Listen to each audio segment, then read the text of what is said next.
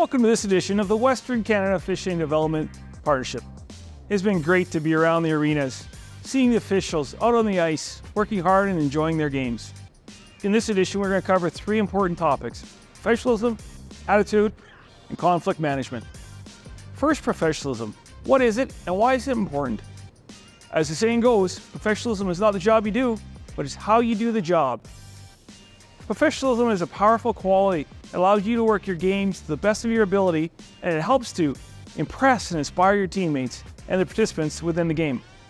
It will lead to not only self-confidence, but the people involved in the game will have confidence and trust in you as an official. Let's hear some thoughts from the officials on what professionalism is and what it means to them.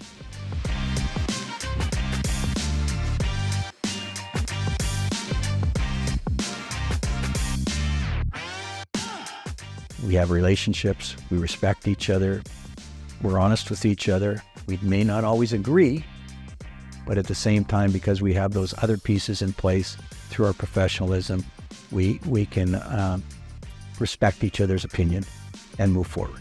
In our job, people are always watching us. And so it starts before we even get into the rink, and then obviously when you're in the rink, people are they know who we are, even though you think they might not know. So it's very important that you're always, holding yourself and your teammates in that matter to the highest standards.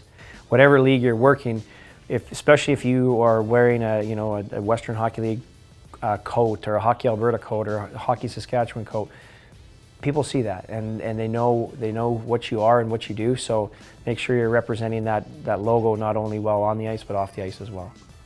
I think just knowing that there's always somebody watching you, whether you think you're in a closed dressing room or there's nobody else around you, it's always how you're carrying yourself. Are you representing the league you're working or the event you're at? Just making sure that you're being your best self all the time. To me, professionalism is taking onus and being proud of the craft and the art that you do. Learning the rules, learning how to communicate, being a student of the game, doing anything you can to better yourself on the ice and off the ice will lead to success. But learning the craft and being proud and taking pride in the job that you do is a major part of professionalism. It's always important to know that any place you officiate in, people know who you are. So carry yourself in the arenas, the restaurants, and other places. It reflects on you and how you're viewed. Attitude is another important trait in being a good official. Having a good attitude with your teammates and your officiating coaches will go a long ways in achieving success on and off the ice. As well as our attitude on the ice, people notice things like hustle, desire, a work ethic, which is ultimately how we're perceived as an official. Attitude is a tough thing in officiating. We need to be confident in our abilities, but it's such a fine line between confidence and arrogance. We need to have a good, positive, strong attitude for officiating success. Let's hear some thoughts on the importance of positive attitude from some of our partners.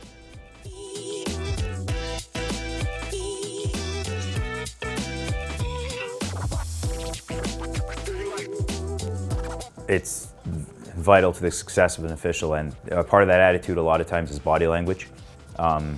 We often have a stern demeanor, if you will, or a stoic demeanor, but also appearing that you're going to be approachable.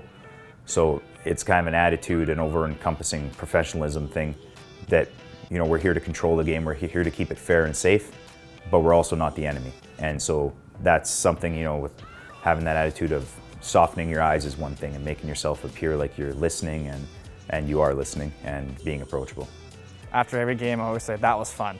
No matter how bad the game was or how good it was or how smooth it went or how rough it went, we want to be out here having fun, because when you're not having fun, the game doesn't get our full attention and what it really deserves, and the game deserves all of us working as hard as we can and having us fun as much as we can. Nice call, Josh. Good wave there. Yeah, an official's attitude I think it makes or breaks an official. Coming to the game with a positive attitude is going to allow you to have a good game. It's going to allow you to rub off on your other officials. And if you're coming in with a positive attitude and that official is having a tougher time, maybe you're gonna rub off on them, and they're gonna bring their game or their attitude up. Because a lot of players, they feed off the positive attitude or the attitudes of refs. So if you're out there and you're grumpy or you're whatever, then the players feed off of that really well, and so then they get grumpy or they get more worked up. So having a positive attitude and just being able to stay calm keeps them calm, usually makes them a little bit happier and the coach is happier, and it just makes the game go smoother. A good positive attitude is contagious. I'm a firm believer that there's a positive in everything that happens in life, and finding and using that positive energy will help make us successful.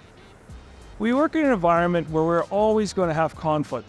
How we manage and how we diffuse those situations will help us be good officials. We do not expect the teams to always agree with us, but we can make them feel they've been heard, why we are making the decisions we are making, and trust that our decision making will go a long way in controlling the emotions from within the game. Short, straight, to the point conversations, not long, drawn-out conversations, will help us keep our games on track. Let's hear some thoughts on how we can approach conflict management.